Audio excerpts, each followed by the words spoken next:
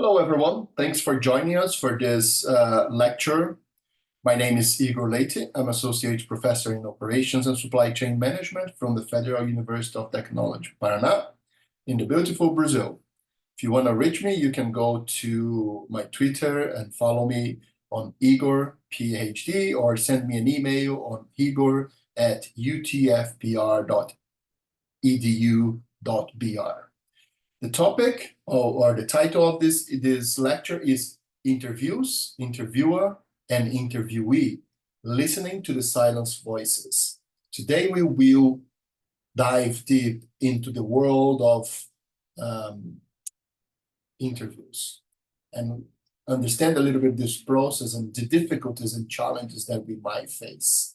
The idea here is to listen to these silenced voices, to make people say something that they don't know that they want to tell us, but they actually want. We just need to encourage this environment and create an environment for them to share. Okay, so join me in this lecture today, and I hope you enjoy it. Some of the topics that we will cover, we talk about some qualitative methods briefly, interviews, prompts and probes, how to design your interviews, how to conduct your interviews, some survival tips that you can use, some challenges that you might face when doing interviews, and moving forward, how you move forward with your research, with your data collection. And hopefully at the end, we're going to get some Q&A. Well, the first thing we always do when we are learning about methodology is try to understand like different methods and methodologies. This is an onion, but I just wanted to highlight this to show Saunders and colleagues' model of research. One of the most basic, to be honest, because it shows all the details and layers that we have in this process of methodology. What is really important for us here is the data collection and data analysis, because we're going to focus on data collection and understand how we collect data. So we have qualitative methods. What is qualitative method? It's a research strategy that will focus on words. We don't want to quantify anything. We don't want to know how, if 10% reacted that way or 20% decided to go in a different path. What we want to know here is understand the words. So how people talk and when we try to make sense of these conversations. Well, it's suitable for when we cannot measure a variable. So when we want to know the experience of someone based on what they see and we don't want to rate it, we just ask we ask them how they feel about something without measuring with numbers or percentages. We also want to empower individuals to share their stories. Remember what I said in the beginning, is the silenced voices that we want to know. Why? Because people sometimes they have had experiences, but they don't know that how to share or if they want to share this.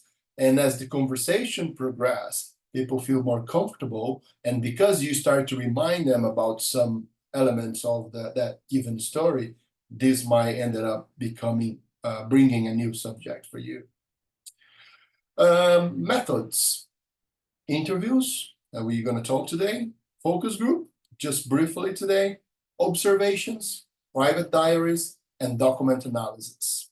So let's focus on the interviews, which is, to me, one of the most interesting methods to collect the data, because it's about conversation. It's how to make a good conversation with someone to the point that they will, or he or she will share their stories there, okay? So it's a method of collecting primary data. When you go for interviews, that means no one has collected that data yet, the way that you are collecting. So it's a primary data rather than a secondary data that has been created in a data set or a database. So you're gonna ask questions to understand how the person feels or think or why they feel that way. You're gonna ask for explanations and try to dive deep into the meanings of this conversation. So we have a good example here of the interviewing practice. If you want, if you're just listening to this lecture and you're not watching it, you can go to YouTube and find, maybe you type Megan Ryan interview Sir Michael Parkinson from BBC, and let's see what happens. Well, very awkward situation. And also uncanny because Sir Michael Parkinson is a very experienced interviewer, but somehow he fell into a trap that he couldn't get out. And was, I think, the best part of it, the highest point is when he asked Megan, if you were me, what would you do? She was like, wrap it up. So that's just to show, I mean, he's a great interviewer, but at this point, it didn't go right. So what are we gonna, continue in our lecture today is to see how we can avoid this. And if this happens, what can we do to overcome this situation? Okay. Interesting enough, if you look for his name on YouTube, he's going to have another interview where they ask, like, which was your worst interview? And he will mention this one and blame himself for not being sensitive enough to fix the situation quickly. But anyway, let's have a look in other topics related to interviews, okay? For the first one's types of interviews. This first one is structured interviews. I'm not going to spend too much time here because they are quantitative. Okay, so if you're using structured interview, you're going to use close-ended questions, okay, with fixed wordings, questions with fixed wording. For example, surveys. Well, let's see some of the examples. So, did you experience good customer service? The options you have here is just yes or no. It's probably a form, electronic form that doesn't give you any options. Are you happy with your experience with us? Yes or no. Oh, another one here. On a scale of 1 to 5, how you will rate your overall experience with us? Well, again, you cannot move, your answer can be between 1 and 5, and you cannot say why you like 3 or 4. It's just you give the number. This is very important method of collecting data. It's a very interesting and good way to do a survey. It's valid, but not for qualitative research. For qualitative, we want to go in a different path, which is the semi-structured interviews, okay? This is where the interviewer has predetermined questions, but they are open-ended. They're not just closed. For example, they can ask about, would you be able to give us examples about your day today? So it's not rating anything, but it's just giving. How do you feel about the latest legislation for taxes or avoiding taxes? I don't know. I'm just making it up here.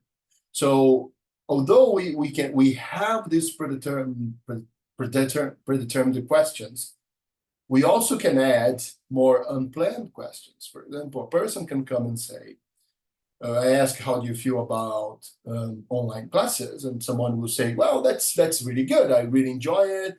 I can work from home. I can do study whilst I work. But you also give me some anxiety. So then you, rather than move to the second question, you come back and say, wow, anxiety is an interesting topic that I haven't heard in these interviews. Oh, hello. So thank you. But could you mentioned anxiety. What do you mean by this? When do you feel like this? Or why do you think you feel like this? So you can add more topics as you go. Some of examples of semi-structured interviews. How would you broadly describe your relationship with physical activity and sport before using the app? Please tell us about your first experience with the app. We just want people to explain, to tell us how they feel. And how comfortable or not did you feel using the app? Here is quite close-ended when you go to this question C. But the next question is, which you make them together, is please explain. So you give the person, because the person can just tell you, I feel good. But that's not what you want. You want to know, why do you feel good? Please explain. And that's why there's they are semi-structured. And then you have the third type, which is unstructured interview. That one, you choose a topic, you pick a topic of or area of interest and let the conversation develop. This is basically used in focus group, but can be used in one-to-one interview as well. For example, what do we have here? Theme 1, telemedicine transitions experiences. You're going to have a group of people talking about this.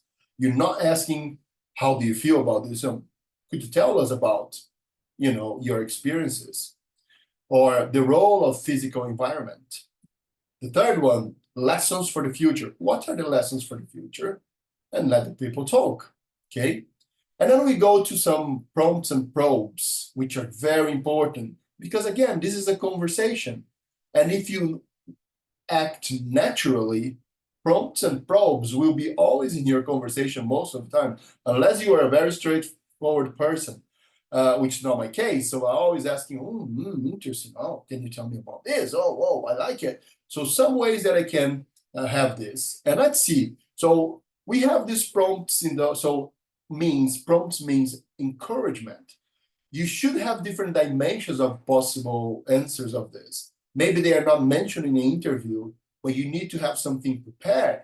You don't want to influence, you don't want a leading question, but what you want to say is like, oh, you haven't mentioned X. For example, oh, you haven't mentioned the technological, the dark side of technology when using telemedicine, for example. How do you feel about this? And then a person can talk to you. Okay. You also have like the probes. So exploration probes, which is follow-up questions. So you basically want to know, like, someone said, oh, this has happened in my life when I was doing this. And then you can say, oh, when did this happen? Who else was involved? And you can have this exploration one. And then you have the elaboration probes, which is, oh, could you say more about that? So it's quite natural because we've been touching on these subjects already, but, oh, that's helpful. I'd appreciate if you could give more details. So you ask the person to elaborate more, or the one that I just mentioned, to explore a little bit more this question. You can also ask for clarification. You don't have to pretend that you know everything. You just can say, oh, you said the program is a success. What do you mean by success? Maybe you don't understand. Maybe it's a term that you didn't get it, and you can ask. There is no problem. Then you have verbal and non-verbal cues. Someone says like, your face says it all. Because obviously you like, dislike. If you are very, you can express yourself in a good way. You can have this in a different way that you can just show that you like or dislike it, or maybe you can just with your head, but you don't even say anything. Let's check. This can be specific for the culture as well. And here there is a good example of something, okay? Well, if you come to Brazil and you say, can I have 2 beers, please? You go to the pub and you say, or go, in a pub, can I have 2 beers or 2 caipirinhas? And the person will say, yes, absolutely, here we go. Although, if you go to the UK and you go to a pub and you tell someone, can I have 2 beers with the palm of your hand facing yourself, then you might be in trouble because that's not very nice gesture to make. It's quite rude. I understand that nowadays it's becoming more common that foreigners can come to a country and do things that will not represent. But if you do this in Brazil, it's fine. You're gonna get your 2 caipirinhas, 2 beers. But if you do this in the UK, you might find someone that might find offensive. Again, culture plays a big role here. Okay, so some example of this non-verbal cues is like nodding, smiling, like you are engaging in the conversation. That's what you want. Maintaining eye contact. Oh, don't get distracted by your phone, or even like making notes. That can show that you're not interested in the conversation when you are. If you smile, if you're nodding, then you show this. If you have eye contact, and you can say what I just said, what I did. You can do what I just did now, which is, I see. Okay, yeah. What you just have to take care here is to not engage and agree too much with the interviewer, because sometimes we get excited about a topic, and let's say we're talking about taxes. No one likes taxes, and they say, yeah, I hate taxes too. So don't do that, because you're gonna just bring some bias to the interview, and we don't actually want that. So designing and writing interview questions, that's a topic that we want to know. The first thing you do when you are doing this is to decide your strategy. Okay, are you going for structure, semi-structured? Is it focus group? Is it in person, or is it one-to-one, or is online as well? And then think about opening questions. Well, can you tell me about yourself? How, for example, if you are interviewing a midwife, you can say, "How did you become a midwife? That's so exciting." And that's not even part of your research, but you just, it's ice breaking a little bit, and that's really interesting to do, because you can get more engagement in this kind of like build rapport with the person that you are interviewing. Remember, you are an outsider, stranger coming and asking questions. Let's create an ambience and a good environment as well for conversation. Your questions should emerge from a literature review or a phenomenon or a phenomena under study.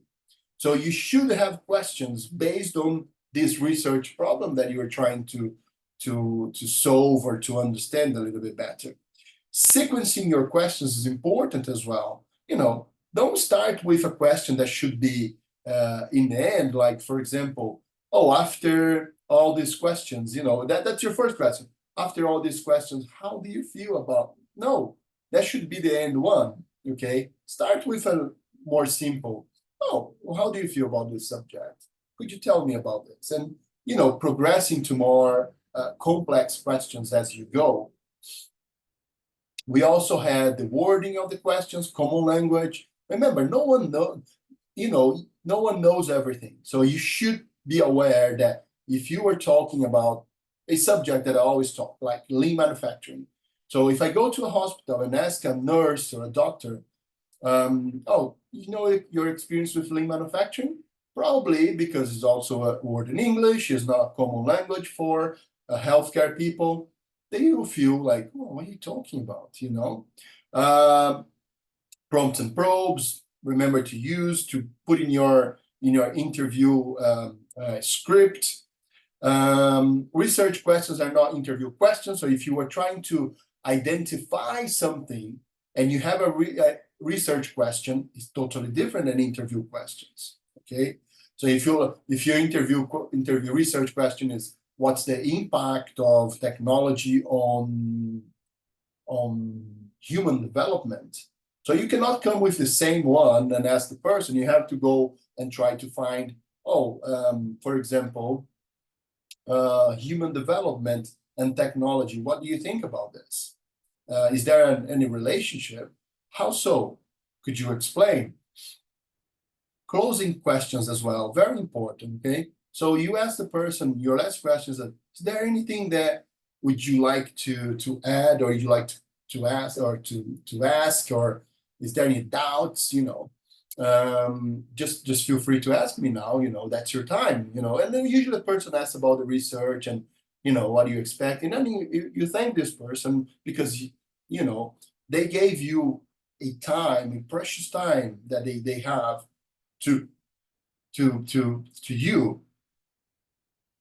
Some steps of conducting semi-structured interviews.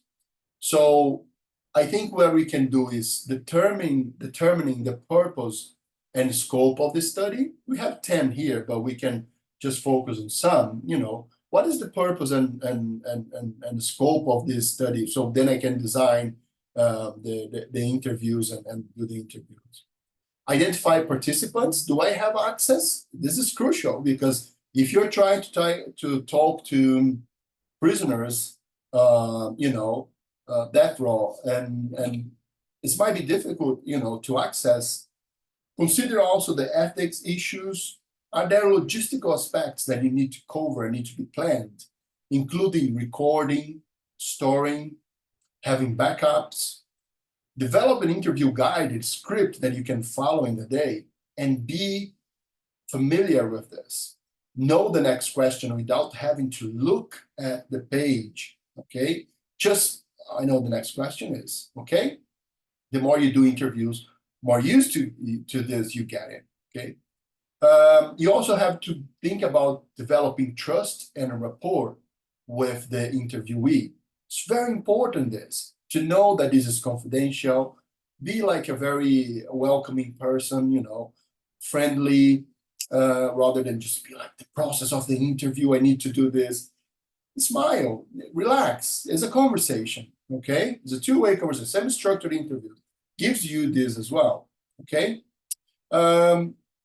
Reflection, have your reflective notes after the interview. So you finish the interview, give 10 minutes, just write some reflective notes so you can later analyze and use this in your data analysis, okay? Then you analyze the data and you can use different methodologies. I would recommend probably thematic analysis, mostly for common interviews and research projects.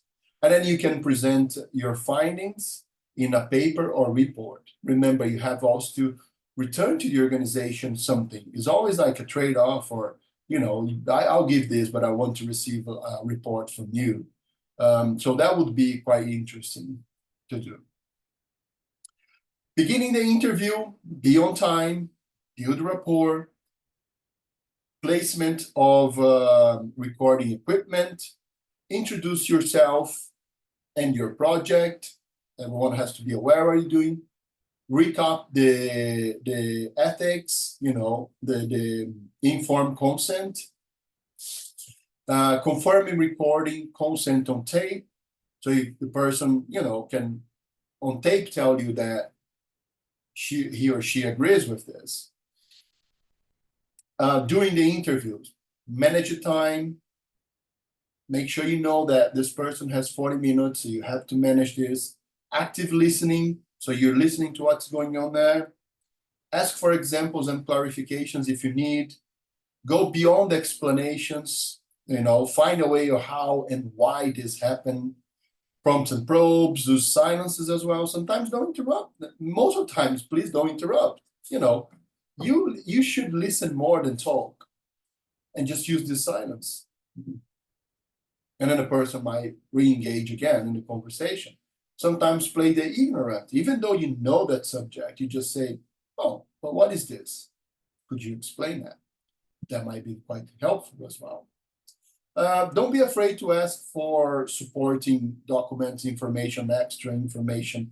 It's also an opportunity to get more interviewers, interviewees. So you can ask, do you have someone that you could refer that could, I could interview that could be interesting for this research? And then you can make the most of it. Some challenges. Nothing is, it's not just a beautiful process of interviews. You will find challenges, but you also can overcome them if you are aware what what happens. It's basically one shot. Once you have done the interview, you cannot come back and say, sorry, I forgot to ask this question 2 days later. Can I again? It's really not nice. You could, but it's not nice, okay? So make sure you make the most of this time and be prepared, be equipped with what you need. Listen and try not to interrupt, okay? We have this tendency to interrupt, okay? Because we get excited, because we want to know more. Wait, and then you can even oh, can I add this, okay? Leading questions. Maybe you want to hear something in a given way. Please avoid this, okay? You don't want to say something that, oh, like here, your experience with our organization was satisfactory, wasn't it? How are you going to say no now? Because you already know. Affirming this. Access, also, NHS, sensitive data. the role of gatekeeper. Find someone that can give you access to the organization and know the access you have. Otherwise, it can be tricky. Okay. Misunderstanding, make sure the interview understood, use, do a pretest. Pretest is a interview that you do to test your questions. And then the person will be very honest to you and you can ask, did you understand all these questions? Please tell me if you don't understand some of them. And then you can change the terms, be less formal. In academia, we tend to be very formal. When you go to the real world where we have to interview people, they are not formal. They have to, clarification and interpretation, always ask, technical terms and acronyms. Please, ask for clarification. Oh, I don't understand. I don't know what you're talking about. Can you tell me? It's absolutely fine. Well, things that can and will go wrong, okay? So sadly, things go wrong in an interview too. So we had the example of someone, we asked a question that was pretty basic and the person got emotional, started crying. So we were like, oh no, take your time, I think maybe we should, reschedule this interview. Or if the person wants to continue, probably it's not a good idea to keep digging deep on other questions, and maybe their sample is already contaminated, like you cannot use that interview. But always think about the person, okay? The most important thing is not your interview, it's the person there. So the well-being of that human being that you are interviewing. So just be sensitive and say, okay, let's reschedule. That's not really important, okay? Thank you, okay? If online, always can have some technical problems here, issues, technology is tricky. And, internet connections or computer, anything, okay? If in person, there is that shyness, resistance, sometimes like safeguarding issues as well that you need to be aware, depending on the age you are doing or the type of population you are interviewing. So be aware of this, okay? Well, although this is not an interview, this is a focus group, I want you to listen to some of these examples in the video and reflect on this. So this is a good example of what not to do, okay? And again, if you're just listening to this lecture, you go to YouTube and put the #1 focus group moderator in the world. But because this is interview, I want you to listen to this, okay? At least partially. Your focus groups will be out of sight when you use out of focus consumer research. Here are just some of the reasons. Well, first of all, I'm the #1 focus group moderator in the world, according to my research. Who would you guys say is the #1 focus group moderator in the world? Well, me, Josh Focus, that's your first option. Well, who are the other ones? So you can't even name any other ones. Other moderators believe that you shouldn't personally know your focus group members. But I think that means then you're leaving a lot of quality respondents out of consideration. Is this the detergent company that paid you so that you can buy the strip that makes you so handsome? Stop it, Mom. But yeah, it's true. It's the same company. Then I love the smell. I'm adopted. Some consumers don't even know how they feel about a product. So you have to pull it out of them. It takes great psychological skill. I'm sorry, did you say you do like the detergent scent or you don't like it? I said I do like it. I do. Okay, all right then. Enjoy your sandwich. But no turkey. Said I like the commercial. Yeah, but you're still like a consumer. They say you should never lead the focus group members to an answer. Really? Then what are you paying the moderator for? Well, you pay me to lead a focus group. I lead it. So we've got 2 names here. Chris Breeze or Autumn Mulch. Other moderators will simply give up if they're not getting the answer they want. I never give up. Would you say that Autumn Mulch is a refreshing name for the new scent? Very refreshing, no? No, I think it's gross. Oh. Okay, what if I said it like this? Refreshing. Is it refreshing then? Okay, now? Sure, that's what you said. Some moderators are afraid to use business speak, but I don't like to dumb down my language for consumers. They appreciate being talked to like adults. So which name here do you think communicates the USP to maximize the ROI of the SKU? What does that even mean? I don't know. I believe in showing empathy to draw out more genuine answers. I really get you. Good. I never reveal any bias. Just so you know, I am not being paid by the company that invested a lot of money into this new scent, so it will not affect my child's ability to go to college. Some moderators will say you don't want to overload respondents with too many choices, but I think consumers are smarter than researchers give them credit for. Which one did you like? I think I like number 146. 146A or 146B? I like to make my subjects feel totally at home, like they aren't even being observed. Don't pretend I'm not even here. Yeah. Some groups will have like a dominant personality, but I like to make sure everyone has their say. I like this one. The other ones are just stupid. Okay. I think this one's pretty good. Quiet, Sybil. We're listening to Linda because she's louder. Sometimes a senior client will have an idea in their head, and they wonder if it's true.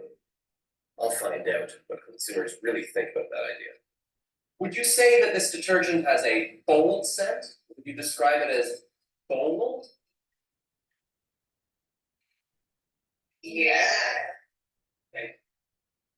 So come to Out of Focus for all your consumer research needs, because Out of Focus is out of sight. Come on, people. Out of sight. Thanks. Can we get our $10 now? Yes, Mom. The woman at the front has her own. Thank you. Yeah, that's a great example. I think it touches a lot of subjects that we cover in this lecture today of what not to do. Okay, not leading, making people feel uncomfortable or anything. Again, is something that we can watch to just to see, wow, this is weird. Moving forward, let's think about moving forward with your research now, and if you are planning to do qualitative data, okay, let's make sure you can have like good success with your data collection using interviews, okay? So the first one here, I put like 10 elements for you to move forward. So it identify your research problem and research questions, so you can make good questions related to this. Check your level of access. We already covered this. There's a little bit of overlap here, but that's okay. So we keep like, drilling the idea of what we have to do. Including your sample size and population. Maybe you want to do big research and collecting data with, members of like a gang, but can you have access to this population and the sample size will be good enough for you? Design your interview questions according to the literature. Pilot, it's important to do this pre-test. Pilot your interview first, okay? Make sure you have this pilot, because that will determine some questions that are not suitable for your interview. Record it and have a backup. I'll never do only one type of media. I'm recording with my phone, I'm recording with my computer. If one of them crashes or loses my data, I have another one, okay? Think about the transcription. You can use AI now for transcription, or even like these online platforms that already give you the transcriptions, okay? Organizational report and thanks, okay? If they gave you some time, please provide a report, of more non-academic, so they can use this report to improve their organization as well. And that's something that is a win-win situation, okay? We come towards the end of this lecture now, and I have some hopefully helpful for you here. There are 3 articles that I have worked. Well, there are some articles that I have worked, but these 3, they usually have like appendices where we show the interview questions or the interview process a little bit more in details, or the themes that we use. So I would recommend, and if you're listening to this, the first one was published last December 2023, is the impact of service separation, a longitudinal study of user and provider experiences in mental health service. Okay, so the author is myself and Professor Hodgson and Anna Volichuk. The second one is was published in the Technological Forecasting and Social Change.